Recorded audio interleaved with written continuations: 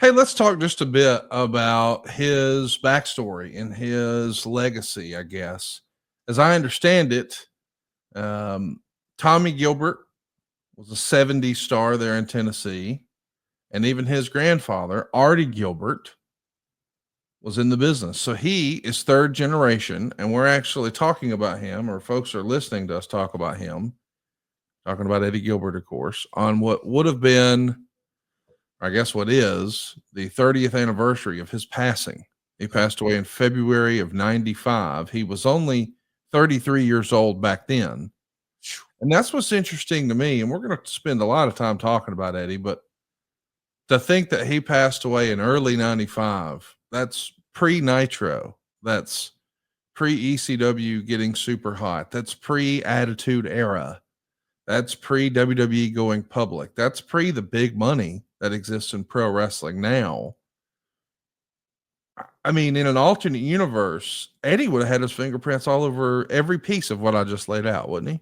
Oh, that's what I'm saying. He's 33, broke in late 70s, and look, here's where almost on kind of a jumping off point, and there is some clips online of Eddie having a match with Tiger Mask for the WWF.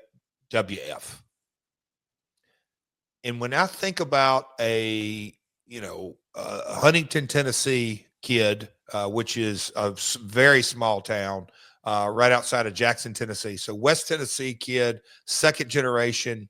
And again, Tommy worked Kansas City. His dad worked multiple territories, Puerto Rico even.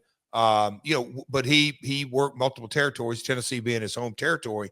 But you talk about a kid who in his high school days was dialed into, yes, folks, late 70s, early 80s, the newsletters. One of his earliest acquaintances is none other than, my name is Paul Heyman. Back in those days, Paul E. Dangerously. But they go way, way, way back to the early 80s. And, Eddie went to New York. When I really soak that in, when I'm right out of high school, my first couple years of business, I was like, damn, Eddie, he got out of Tennessee early, and went off and tried to make a career. And when I see those little clips of him working Tiger Mask, and again, we're getting into to different. There's a great photo for our YouTube fans of Eddie and Tiger Mask, and just such a young Eddie. But I don't want to lose sight of what you just said. The what ifs of our industry, Eddie, from a creative perspective, would have been, in my opinion, right in the middle of the Attitude Era, because Eddie, you talk about wanting to really push boundaries and shock TV, and we're going to get into the Lawler angle. We're going to get into a Tommy Rich angle.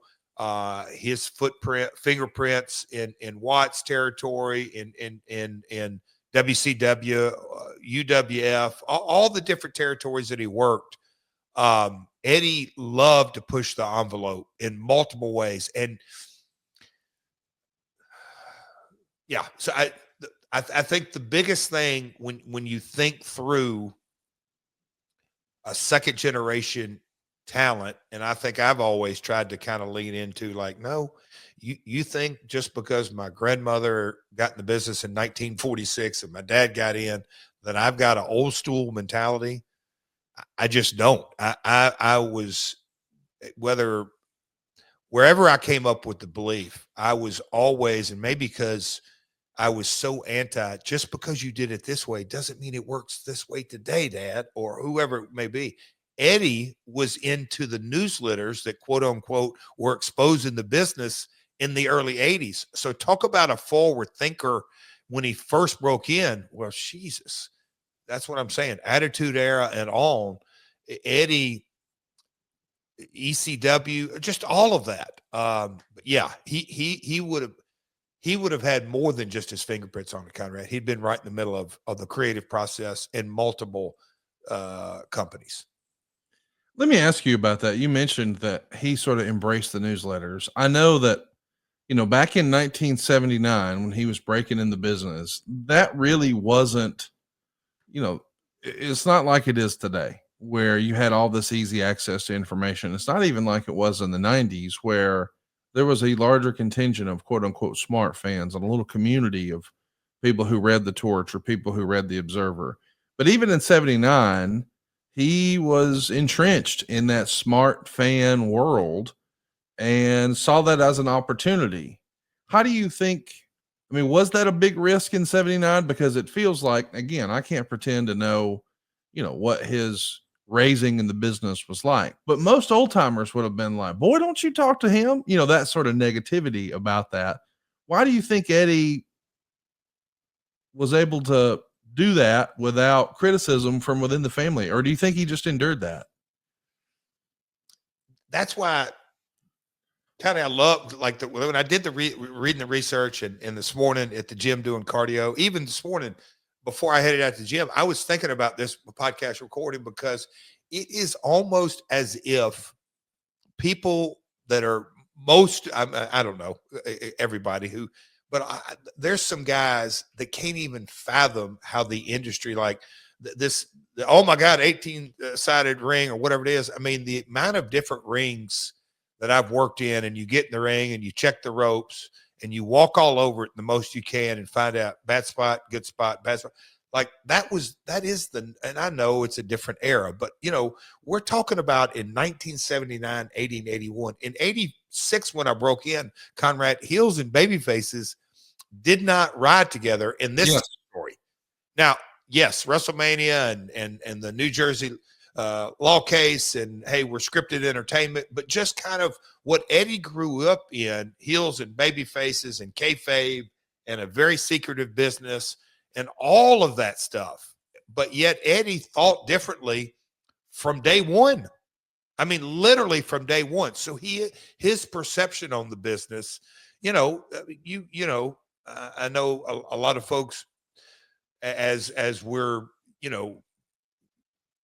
Vince McMahon, his father was at the very top of the territory promoters, but again, he had a vision. I'm going to purchase this territory from my old man, and you can debate, high price, low price, whatever it is. He still paid for it, and then had this global vision. He thought differently. Eddie thought differently. I just think you have to have the ability to look out 2 years, 3 years, 5 years, 7 years, 10 years, 20 years down the line. So Eddie viewed the business differently.